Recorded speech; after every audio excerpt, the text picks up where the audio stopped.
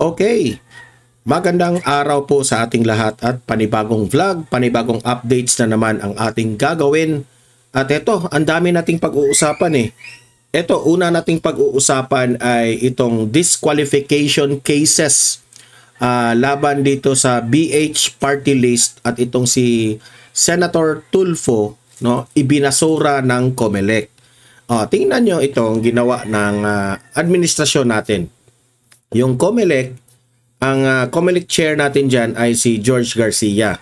Siya po ay dating attorney ni Presidente Bongbong Marcos. At itong si Erwin Tulfo ay marami pong mga issues, no, kung patungkol dito sa kanyang pagtakbo ng Senado. Kung siya ba ay disqualified o qualified. So, marami tuloy ang nagtatanong ngayon kung hindi ba bias itong ginawa ni George Garcia. Okay? Kasi mamaya, pag-usapan rin natin yung ginawa ng COMELEC George Garcia sa Duterte Youth Party List. Kasi, nagmumukha kasing unfair yun eh. Okay? So, klaro, yung kay Erwin Tulfo nga it's very clear na meron talaga siyang nilabag, di ba? Pero still, binasura ng COMELEC. Yan ang nakakalungkot dyan, di ba? Ito pa, Senator De La Rosa, kaya nagsalita na siya patungkol kay Presidente Bongbong Marcos na pauwiin na itong si former President Duterte. At kasi kung yan talaga ang pakay mo na makipag ayos sa mga Duterte, bakit hindi mo papauwiin si Tatay Digong? Ganon lang yan kasimple, di ba? If tunay kang makipagbati. At itong si Senator Bato de la Rosa, nananawagan pa dito kay PBBM na arestuhin itong mga nandito ngayon sa Pilipinas na mga ICC members. Alam niyo naman na itong si Senator Bato de la Rosa, marami siyang mga intelligence na nagsabi sa kanya. Okay, alam niya, kilala naman natin si Bato, dating chief PNP yan, so may connection yan. At nalalaman niya na nandito na pala ang mga taga-ICC. Ano na po kaya ang plano nila dito? Bakit nandito na naman yung mga ICC na yan sa Pilipinas? 'Di ba? Mamaya pag-usapan natin yan. Itong COMELEC, marami po ang nagsasabi na sobrang unfair ang mga ibinasura niya ng mga kandidato, ng mga party list. Tapos yung iba, talagang pinastop yung proclamation, kagaya ng Duterte Youth Party List. Kasi meron daw mga disqualification na nilabag. Okay?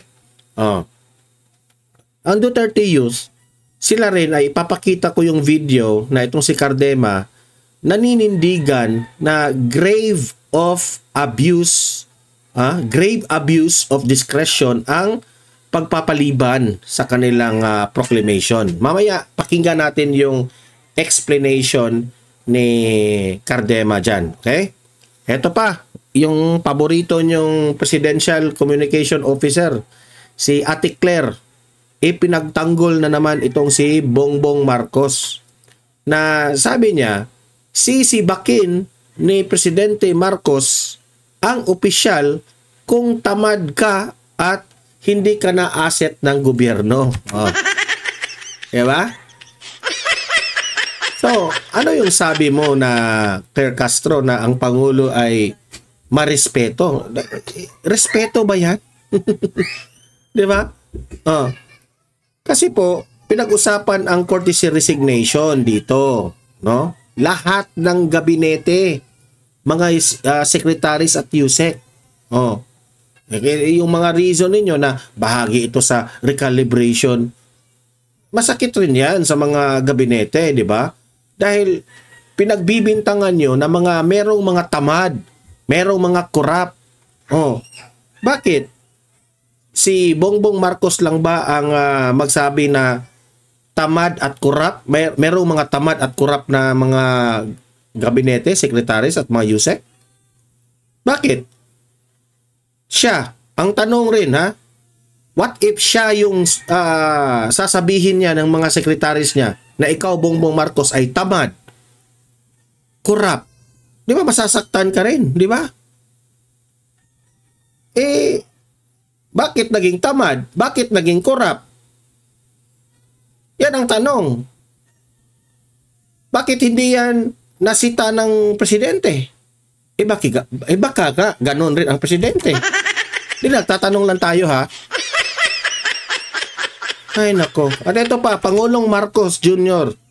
hinamon ang mga gabinete na tapusin ang mga proyekto. Paano nila matatapos? Paano nila matatapos? Nagpapasumite ka na ng resignation. Di ba? Nagpapasumite ka na ng hindi ko maintindihan itong presidente natin. Alam mo, sa totoo lang, halatang halata na tagilid na talaga.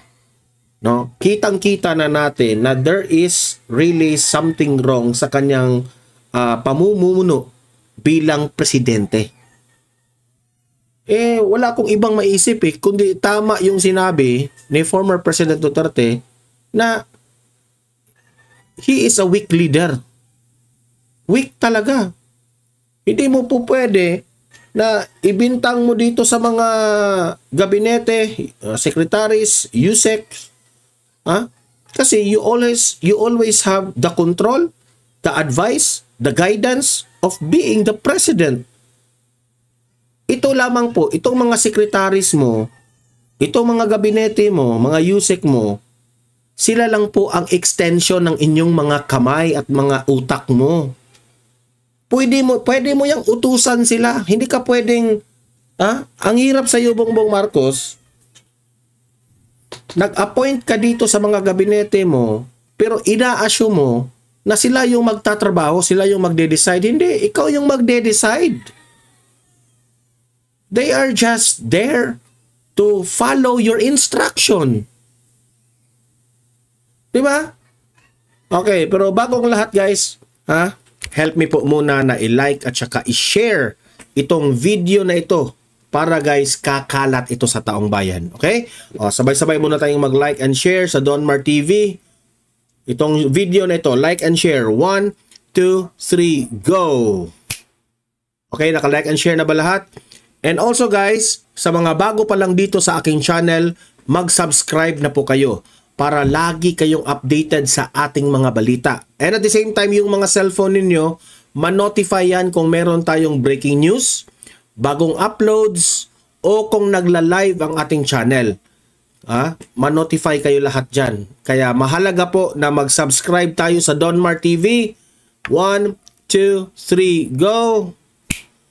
Ayan, nakasubscribe na ba lahat? Okay, so eto po, unahin muna natin itong disqualification case laban kay Erwin Tulfo na binasura ng COMELEC. Wow! Eto. Ibinasura sa division level ng COMELEC ang disqualification cases laban kay Senator-elect Erwin Tulfo at Bagong Henerasyon o BH Party List. Kung sasabihin nyo na tama itong ginawa ng COMELEC, sorry, pero ang taong bayan, hindi mo na maiaalis sa isipan ng mga tao na biased ang COMELEC dito. This is very unfair, especially on the part of Duterte Youth Party List, di ba? Sa kaugnay pa rin ng katatapos na Bilang Pilipino 2025. At live mula sa COMELEC Main Office sa Maynila, nasa frontline ng balitang yan si Mon Gualvez. Mon, ano daw ba yung mga naging basehan ng desisyon ng COMELEC? Yes, Ruth, parehong dismissed due to technicality yung naging hatol ng magkaibang dibisyon ng COMELEC kaugnay nga sa mga disqualification cases na kinakaharap ni na Senator-elect Erwin Tulfo at ng BH o Bagong Henerasyon Party List. outright dismissal o kaagad na ibinasura ng COMELEC First Division yung kasong isinampa laban sa bagong henerasyon o BH Party List. Ibig sabihin, hindi na tinignan ng komisyon yung merito ng kaso na nag-ugat sa reklamong abuse of state resources. Hindi raw kasi nasunod ng petitioner ang proseso ng paghahain ng reklamo. Wala itong naipakitang patunay na nabigyan ng kopya ng reklamo ang BH Party List at biguring i-attach yung kopya ng Certificate of Nomination and Certificate of Acceptance of Nomination sa petisyon. Bagay na may tuturing daw na matibay na ground o dahilan para ipawalang bisa ang isang kaso. Gayunman, pwede pa rin daw iapela o maghain ng motion for reconsideration ng petitioner. Pero oras na hindi makapagsumite ito sa loob ng 5 araw, magiging pinal na ang desisyon sa kaso at inaasahan ng formal na proklamasyon ng naturang party list na nakakuha ng isang upuan sa paparating na 20th Congress. Samantala, Ruth, dinismiss naman ng 2nd Division ng COMELEC yung inihaing disqualification case laban kay Senator-elect Erwin Tulfo. Pinagsama-sama raw kasi yung magkakaibang ground sa iisang reklamo na labag sa Section 23 ng COMELEC Rules of Procedure. Ruth? Mon, may isa pa na hindi naiproklama, no? Itong Duterte Youth Party List, may disqualification case din. May decision na ba dyan? Well, sa ngayon, Ruth, wala pang inilalabas sa desisyon ng COMELEC patungkol dito sa kasong kinakaharap naman ng Duterte Youth Party List, kaya hindi pa rin sila naipoproklama matapos ngang manalo sa katatapos lamang na Bilang Pilipino 2025. Pero ang sabi ng COMELEC talagang asahan daw na makapaglalabas sila ng desisyon tungkol dito sa lalong madaling panahon. Aminado kasi sila na medyo natatagalan sa pagresolba ng kaso, lalo't talagang komplikado raw ito dahil nakatutok sila ngayon sa merito ng reklamo. Balik sa iyo, Ruth. Yan po ang Express Report ni Mon Gualvez. Di ba? So, ako dito itong kay Tulfo, this is already my own opinion. Malakas si Tulfo sa COMELEC. Wag na tayong magpaligoy-ligoy pa. Wag na tayong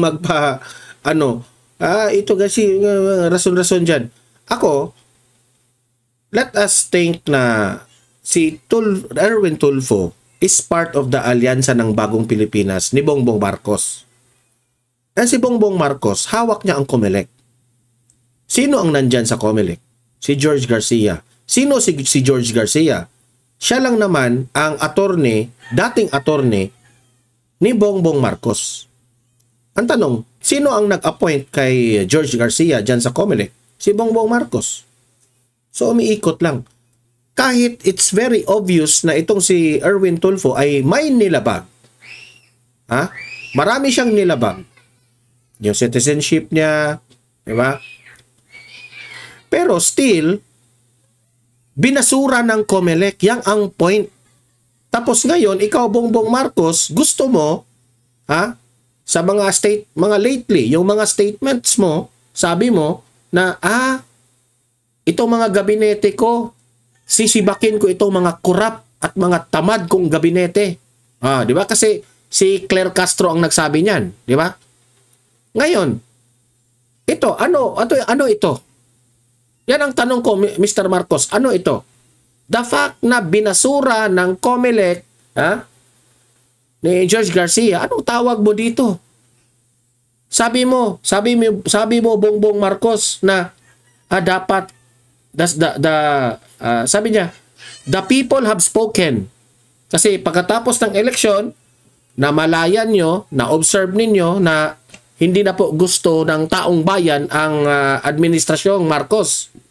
So sabi mo, the people have spoken. Dapat may kulang sa gabinete. Dapat sibakin ang tamad at yung mga korap. Ang tanong ko sa iyo, Bongbong Marcos, ano ito? Ano ito? Ngayon, pagbabasura dito, di ba unfair? Itong Duterte Youth Party List, halos iiyak sila sa ginagawa ninyong walang katuturan na hindi nyo pinoproklama sila dahil mayroon pa silang nakabinbi na mas grabe ito. Di ba? Ang sa akin lang, bago ko nyo sasabihin na tamad at korap yung mga gabinete mo, baka ikaw ang may problema. Hindi po yung mga gabinete mo. Dahil nga nagagalit, kaya nga nagagalit ang taong bayan Dahil sa mga ganitong galawan ng mga tauhan mo, itong COMELEC. Kaya nagagalit sila. So meaning to say, kung ganito, ikaw ang may problema, Bongbong Marcos. Hindi yung gabinete mo, ikaw. Ikaw ang may problema. Ganito, bakit hindi ka naka-advise ng bakit hindi ka naka-advise ni George Garcia dito? Kasi it's very obvious. Kasi kaalyado mo sa alyansa, di ba? Huwag na tayo magbulahan. Ito. May mga pautot ka pa na dahil ang taong bayan ayaw na sa away politika, di ba? So ngayon, ayaw mo na sa away politika. Bakit hindi mo ibalik si Tatay Digong dito sa Pilipinas? Ang hirap sa iyo, Bongbong Marcos, lagi kang nagsasalita pero wala ka namang gawa. Yan ang hirap sa inyo eh. Itong si Senator De La Rosa ngayon, sinabihan niya si Bongbong Marcos na kung ikaw ay tunay na gusto mo peaceful ang ating politika dito sa Pilipinas, kasi ayaw mo na ng away, gusto mong makipagbati sa mga Duterte, pauwiin mo si Duterte dito sa Pinas. Yan ang sabi ni Bato de la Rosa. At meron pang problema. Arestuhin mo o pababalikin mo yung mga ICC na nandito sa Pilipinas. Balita ko yung mga ICC na yan, nagkakalap yan ng mga ebidensya dito kasi wala silang makalap na ebidensya. Ano yung katotoo? Diba? Kasi yung target nila, yung mga kaalyado ni Duterte. Ito, panoorin natin. Pauwiin si dating Pangulong Rodrigo Duterte at arestuhin ang mga umano'y miyembro ng International Criminal Court na nandito raw sa bansa. Yan ang hamon ni Senator-elect Bato de la Rosa kay Pangulong Marcos kung talagang sincero siya sa pakikipagbati sa mga Duterte. Sa isang panayam, isiniwalat ng senador na may mga tauhan ng ICC dito sa Pilipinas at tinatakot umano ang mga retiradong pulis para idiin siya at ang dating Pangulo. Di ba? Tinatakot pa nila ang mga pulis. Ganyan na ba kayo Tapos, sisisihin nyo ngayon, gabinete at mga sekretaris, mga USEC, di ba? Kayo yung may problema. Nakuha niya raw ang impormasyong ito mula mismo sa mga umano'y tinakot na mga pulis. Ayon pa kay De La Rosa, nakikipagtulungan daw ang mga tauhan ng ICC sa PNP at ilang taga-Malacanang. Wala pang pahayag ang palasyo sa mga sinabi ni De La Rosa. The first move that the President should do is to arrest these people for interfering into our judicial processes. Correct. Kung yan, Senator Bato, kung hahayaan niya yan, there is something wrong with the President. Kaya sabi ko, good luck talaga itong presidente natin. Maraming nakabinbin na kaso laban sa iyo. Kasi may immunity itong presidente natin ngayon Kaya sabi ko, good luck na lang. Kapag hindi ka na presidente, ang dami mong nilabag sa batas, Mr. President. Tinatakot nila pati yung mga retired na mga pulis na kawawa na nahimik na sa kanilang buhay.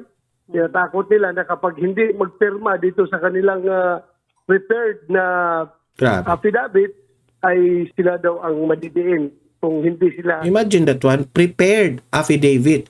Meaning to say, gagawa na naman sila ng script dito. Scripted na naman.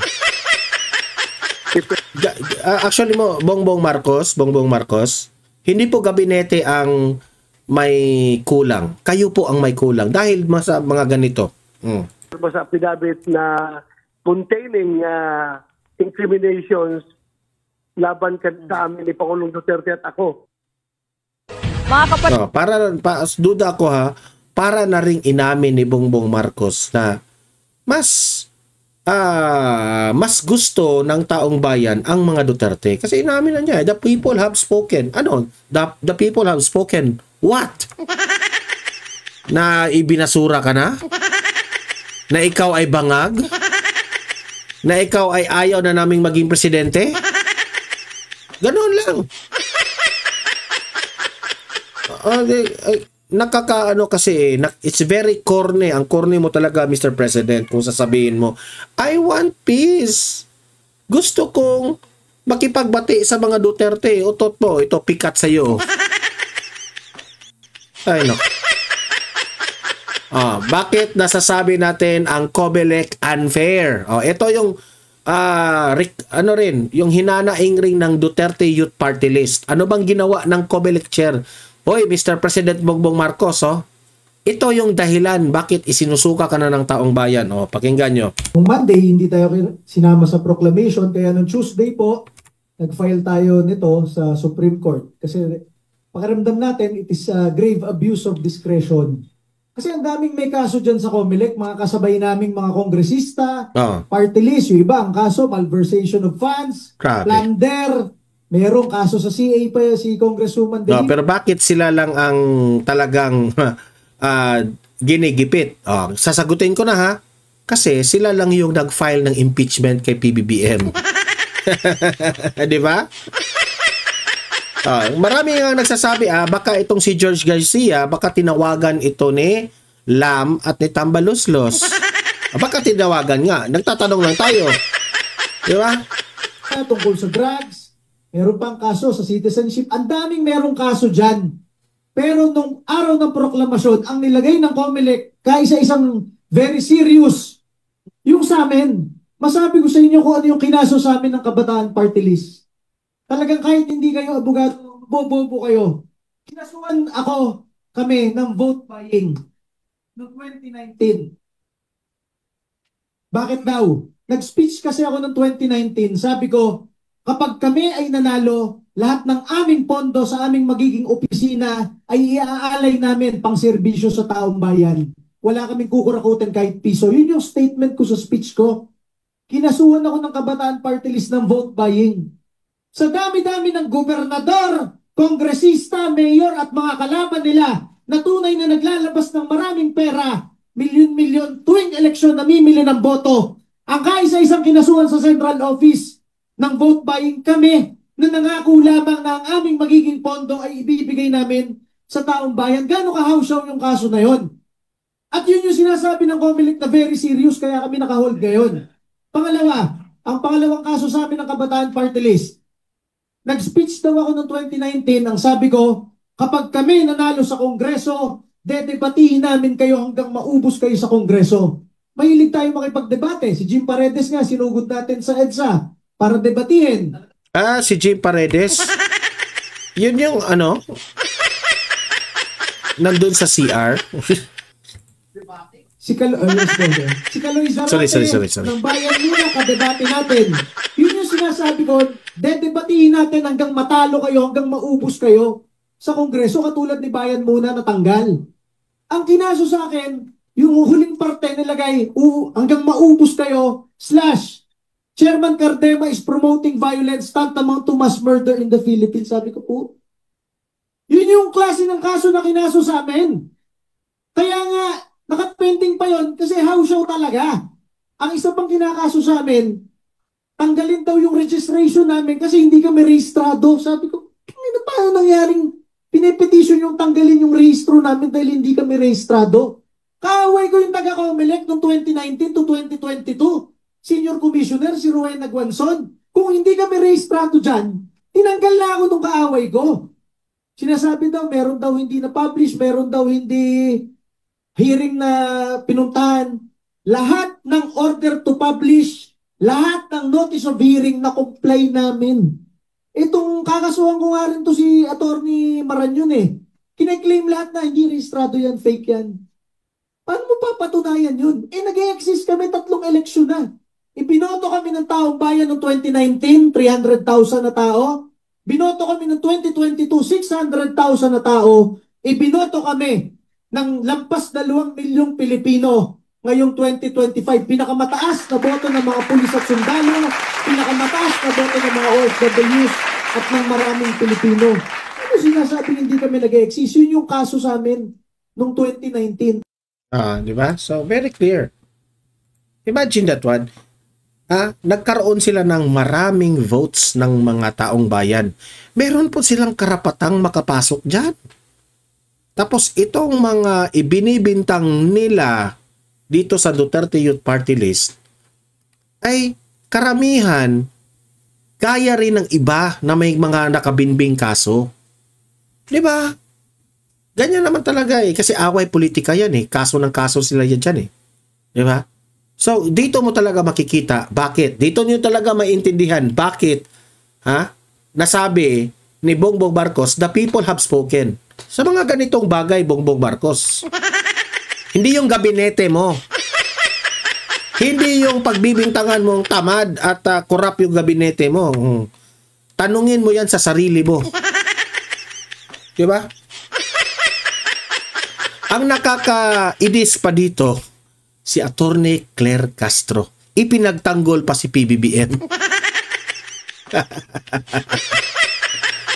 Ay, nako, ito. Patuloy natin si Attorney Claire Castro. Palaban na may respeto, yan daw ang uri ng Pangulong mayroon tayo ngayon. Palaban at may respeto talaga? Totoo? Bakang si Attorney Claire Castro lang ang naniniwala dyan Yun kay Palace Press Officer Undersecretary Claire Castro. Kasunod yan ang pagpapahain ng Pangulo ng courtesy resignation sa mga miyembro ng kanyang gabinete. Ayon kay Castro, matagal na raw sinusuri ng Pangulo ang kanyang gabinete. Iimbestigahan ang pagkakasangkot ng mga opisyal sa korupsyon at iba pang mga anomalya at kung mapatunayang hindi... So inamin nila, ang administrasyon mismo ang nag-amin ang presidente mismo ang nag-amin through Attorney Claire Castro, the PCO, na merong corruption. It reflects on the government. It reflects on the administration of Marcos. So, inamin rin nila na ang administrasyong Marcos ay corrupt. Yan ang pagkakaintindi ko doon. Di na nagiging asset ng gobyerno ang sino man sa kanila ay tsak daw na tatanggalin sa pwesto. Bibigyan din daw sila ng pagkakataong magpaliwanag sa kanilang pagkukulang bago wala nang paliwanag. Ako sa iyo, Bongbong Marcos, if you are a good leader, akuin mo yung mga kasalanan ng gabinete mo. Totoo. Ito ang nakakasakit sa amin mga Pilipino Ikaw itinalaga ka namin, binoto ka namin na maging presidente. Pero nung ikaw ay na presidente, pinabayaan mo kung ano yung mga ginagawa nitong mga gabinete mo at yung mga sekretaris mo. Pinabayaan mo, binabaliwala mo. Ngayon ka lang nagre-react na ang taong bayan gusto ka ng isuka. Ngayon ka lang nagre-react It's too late already, Bongbong Marcos. It's too late. Desisyon ang Pangulo. Huwag po nilang isipin na magkakaroon ng stability o anumang komosyon. Wala, hindi kami nag-iisip ng stability. Ang iniisip lang namin, matatapos na kayo. Ayaw na namin sa inyo. Naghihintay lang kami, Atty. Claire Castro, na you will volunteer na bumaba na kayo. Di nyo kaya Diba? Naghihintay lang kami na Bongbong Marcos, bumaba ka na kasi hindi mo na kaya talaga. Magpahinga ka na lang, mag-concert ka na lang, mag-passion show na lang kayo ni Kokak doon. Diba? Diba? Kaguluhan. Dahil ito po ay bibigyan lamang po kayo ng mga tao na nanarapat sa pwesto. Ang Pangulo ngayon ay isang palaban na may respeto. Palaban na may respeto? Kung may respeto siya, anong ginawa niya kay PRRD? Kung palaban siya, anong ginagawa niya doon sa mga issues dyan sa COMELEC? Utot mo, Atty. Claire. Huwag ka nang satsat ng satsat kasi nagpakalat ka na ng fake news na sinabi mo na sinabi ni Duterte na 7 pesos, gawin niyang 7 pesos per kilo. Fake news ka, wala nang maniniwala sa'yo. Gunggong! Mga kapatid, ako po si Ruth Cabal. Diba? Natatawa. Kung pinagtawanan ka namin dito, talagang nakakatawa ka lang talaga, diba? Ito pa, patungkol dyan. Hiniling ni Pangulong Ferdinand Marcos ang courtesy resignation ng lahat ng miyembro ng kanyang gabinete upang maisagawa ang recalibration. Ito yung tao, ito yung type of leader na alam niya na nagkamali siya, ituturo pa sa iba.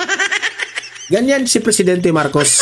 Ang administrasyon, tiniyak ng palasyo Ay, nako. na hindi maapektuhan ang mga proyekto habang isinasagawa. Hindi raw maaapektuhan itong mga proyekto. Paano hindi maaapektuhan? Tatanggalin mo lahat? Nasaan na ba yung utak mo? Performance review. Ayon kay Yusek Claire Castro, layunin ng hakbang na ito na alisin ang mga tamad at korap sa gobyerno at panatilihin lamang ang mga karapat-dapat. Karapat-dapat. Dapat mas matuwa po ang taong bayan dahil Hindi kami natutuwa sa performance ninyo. Hindi. Huwag nyo kaming kontrolin, ha? Huwag nyo kaming kontrolin. Dapat matutuwa. Hindi kami dapat matuwa sa iyo. Dahil bobo ka. pinapakita po ng Pangulo na sabi nga natin walang puwang sa gobyerno, sa administrasyon, ang tamad. Sabihin mo yan sa kanya. Walang puwang, Mr. President, ang tamad. Bakit si Presidente mo hindi tamad? May nagtatanong lang ako, ha? Bakit hindi siya tamad? At ang korap. Ang tanong ko sa'yo, hindi siya korap? Nagtatanong lang ako, ha? Bakit si Bongbong Marcos hindi ba siya korap? Yan ang tanong ko. Sagutin niya muna yung GAA. Di ba? So, itong si Claire Castro, makipaglaban ito hanggang sa dulo ng walang hanggan. Ganyan na si Claire Castro eh. Kaya nga ako natutuwa na ako na mas maganda na rin na nandyan si Claire Castro sa Malacanang kasi kung mawala na yan si Claire Castro sa Malacanang, wala na rin tayong babanatan. Eto. Pangulong Marcos Jr. hinamon ang gabinete niya na tapusin ang kanyang mga proyekto ng gabinete. Bongbong Marcos, hindi ka ba nag-isip? Paano nila matatapos yung proyekto na yan na pinare-resign mo? Ay, nako. Nasaan na bang utak nitong presidente natin? Hinamon ni Pangulong Ferdinand Marcos Jr. ang kanyang gabinete na tiyaking natatapos ang mga proyekto sa tamang oras at budget. Kasabay ito ng paglatag ng Pangulo ng mga bagong batas sa harap ng stakeholders. Binanggit niya ang pagbuo ng Department of Economy, Planning and Development upang tiyaking epektibo ang paggasta at implementasyon ng mga proyekto. Binigyan din ng Pangulo ang pagpapatibay sa PHIVOLCS Modernization Act at ang layuning gawing mas maginhawa at ligtas ang buhay ng bawat Pilipino. Hamon ko sa gabinete at mga pinuno ng ahensya, siguruhing matatapos ang mga proyekto ng ayon sa schedule at sa budget. Hindi na tayo papayag na mga gabinete dyan, ha? Bakit hindi nyo sinabihan sana dyan na paano namin matatapos, Mr. President? Pinasusumiti mo kami ng courtesy resignation. Ay, nako.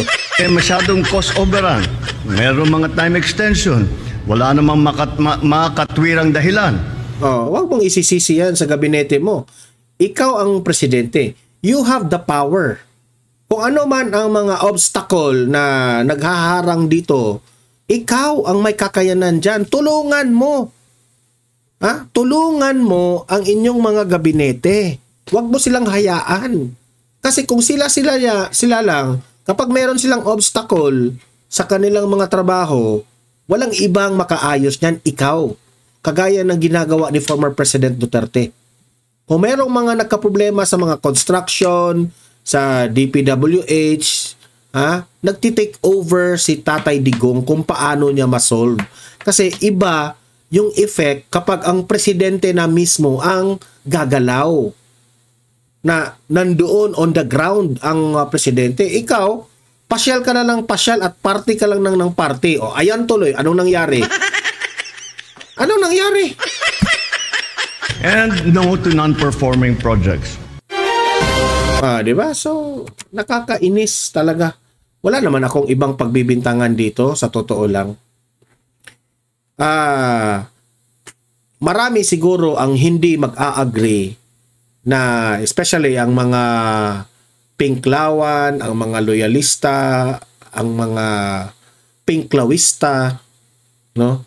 Ang dilawista. Maraming mga hindi sasang-ayon sa aking analysis. But ako, nag-a-analyze ako according to what I see. According to the statement of the President na sinabi niya na pagod na, the people have spoken. Bakit the people have spoken? 'Di ba? Kung i-analyze mo, meaning to say, ano talaga, parang nagagalit na ang taong bayan, parang they are tired, okay? Pagod na ang taong bayan na hanggang ngayon wala pa ring asenso ang Pilipinas. Kasi kung if you will try to